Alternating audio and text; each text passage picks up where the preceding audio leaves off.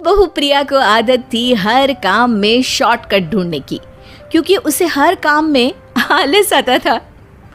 अरे यार, दूध गर्म कर दो ना।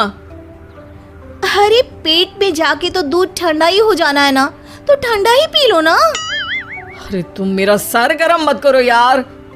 अच्छा है, सर गर्म हो जाए तो सर पे दूध रख लेना, वो भी गर्म हो जाएगा। एक बात बताओ, तुम इतनी आलसी क्यों हो? अरे बोलो ना, इतनी आलसी क्यों हो? प्रिया, जवाब दो। जवाब देने में आलस आ रहा है। पति वहां से उठ के बड़बड़ाते हुए खुद दूध गर्म करने चला जाता है और प्रिया अपनी आंखें बंद करके सोफे पर लेट जाती है। प्रिया की इस आदत का घर वाले सबको पता तो था ही, अब तो बाहर वाले भी उसको आलसी बोलने लगे थे। अरे बहू सुन ना, एक गुड न्यूज है।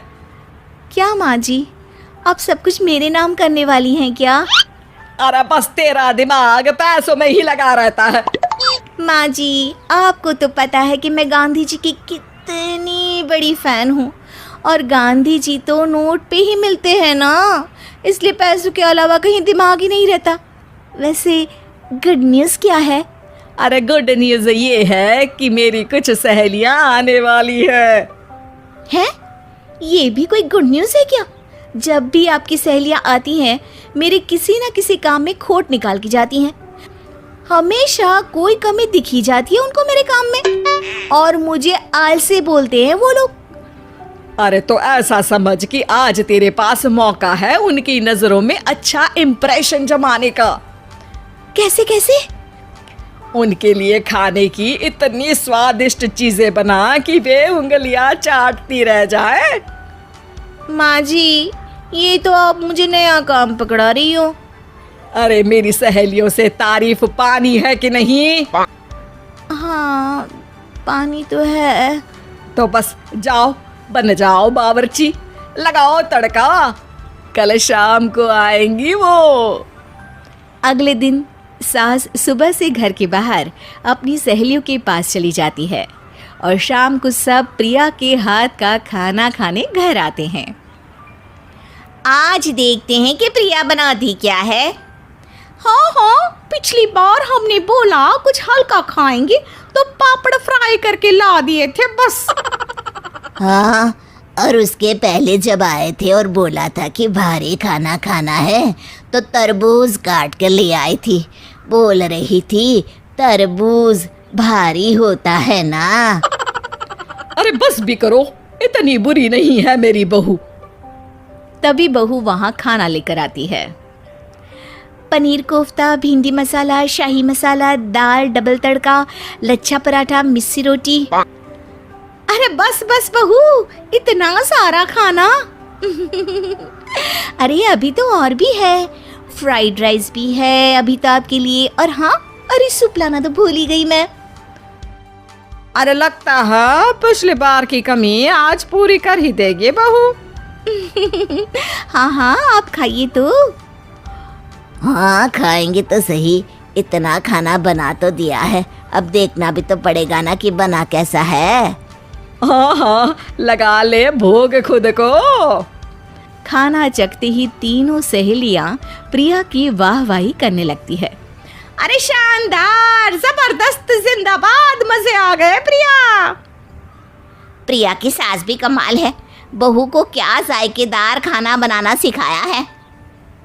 अरे मान गए भाई, इतना अच्छा खाना तो हम में से किसी की बहू नहीं बनाती, और हम भी नहीं बनाते, झूठ क्यों बोले।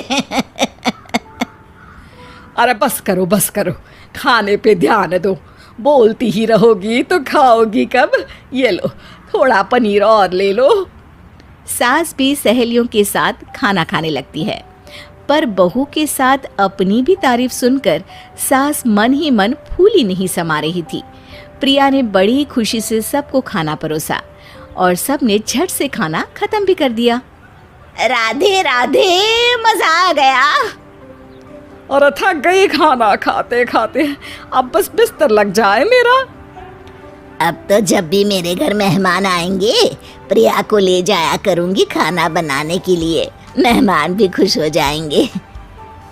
सास खुश है कि प्रिया की इमेज अपनी सहेलियों के सामने काफी सुधर गई है। प्रिया खाने के बर्तन समेटती है।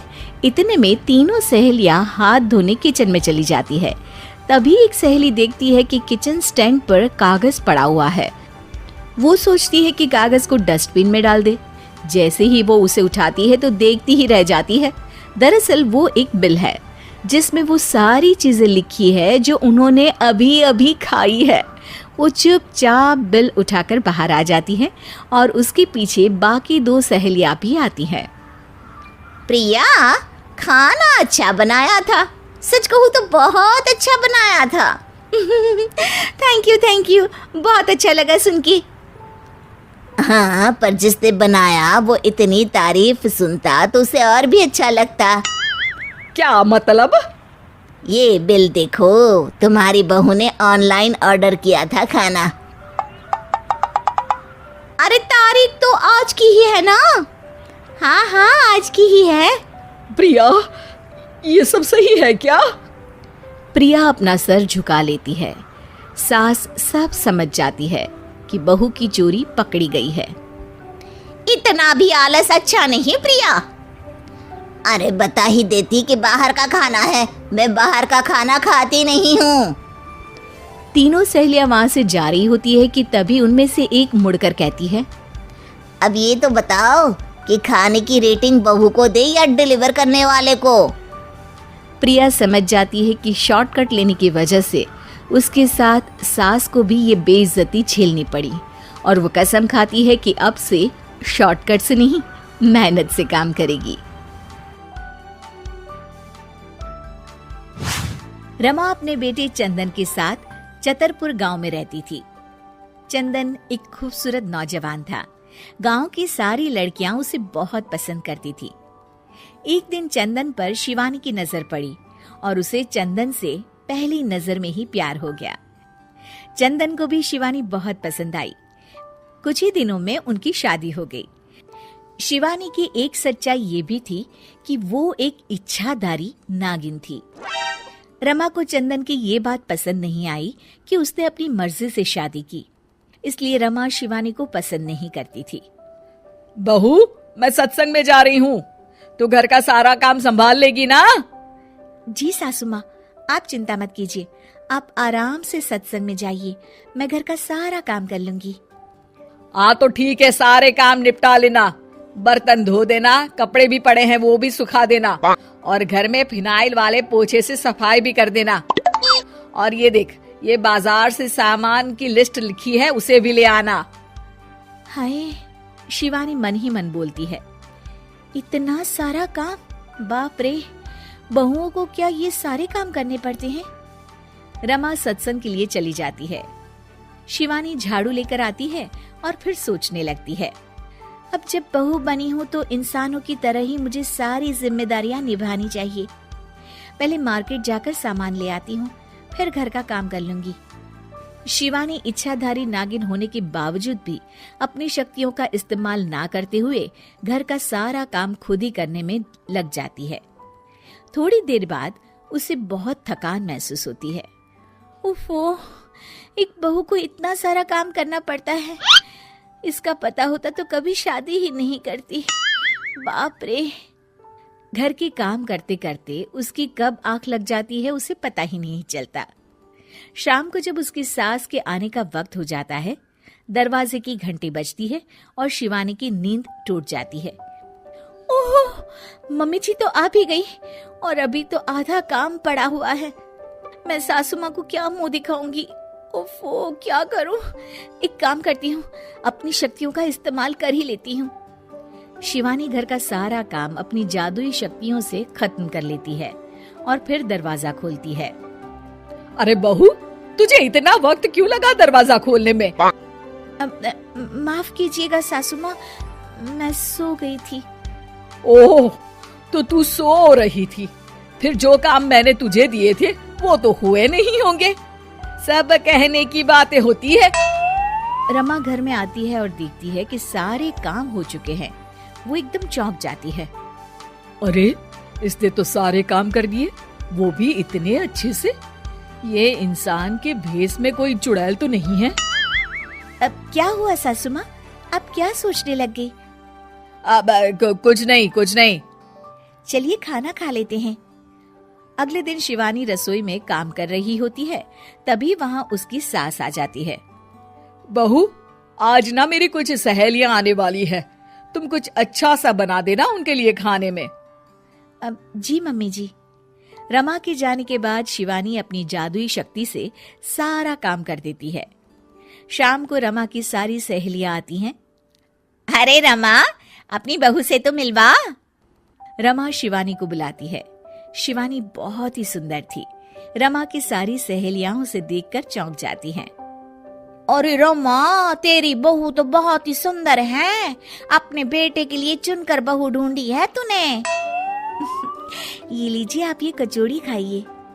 रमा की सभी सहेलियां खाना खाती हैं और उन्हें खाना बहुत पसंद आता है। अरे वाह भाई वाह, रमा मान गए तुम्हारी बहू को, कितना अच्छा खाना बना लेती है। उस दिन पूनम की रात होती है और शिवानी घर के कामों में इतनी उलझी रहती है कि उसे याद ही नहीं रहता कि हर पूनम की रात को वो अपने असली रूप में आ जाएगी। वो रसोई में काम कर रही होती है, तभी उसका असली रूप सामने आने लगता है। शिवानी ये देखकर घबरा जाती है। हे भगवान, मैं तो भूल ही गई थी कि आज पूनम की रात है। बाहर तो सासू माँ और उनकी सहेलियां आई हुई हैं। अब मैं क्या करूं? क्या शिवानी का राज सबके सामने खुल जाएगा? जानने के लिए देखिए इच्छाधारी बहू पार्ट 2।